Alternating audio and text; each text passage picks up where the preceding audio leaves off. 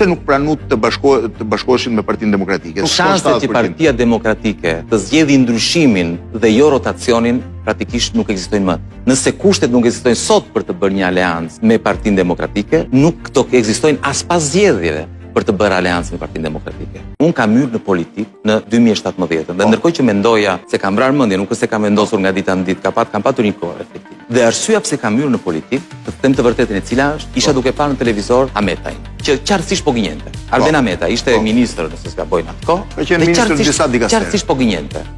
Dhe i thash vetes, si mund ta lëm fatin e vendit në dorë të një mashtruesi. Dhe vendos aty në Partinë Demokratike për të sjellë ndryshim, jo thjesht një rotacion, jo që të zvendësoj Ametaj me një ish-ministër edhe të Partisë Demokratike dhe për qytetarët shqiptar mos të ndryshonte asgjë. Ditën që kam dalë nga Partia Demokratike, u binda që Partia Demokratike nuk po bënte mjaftueshëm për të sjellë ndryshimin dhe jo vetëm kjo nuk ishte e mira e Shqipërisë, por kjo nuk do ta sillte kur Partinë Demokratike në pushtet. Çfarë mendimi ke për Sali Berishën? Sali Berisha ka patur 2 herë mundësinë të qeverisë Shqipërinë. E ka qeverisur, ka bërë gjëra pozitive, ka bërë dhe gjëra jo pozitive ose negative. Dakor? Unë nuk mendoj që e gjithë Shqipëria nuk ka asnjë alternativë tjetër veç se të japi një shans të tretë Sali Berishës të qeverisë vendin. Mendoj se 2 mundësi për të qeverisur një vend, për të dhënë kontributin dhe për të treguar janë të mjaftueshme. Jo, Fezi, të jemi sinqert. Sali Berisha, nëse ka një njeri në Shqipëri që e di se si fitohet zgjedhjet, është Sali Berisha. Dhe po të shikosh vendimet që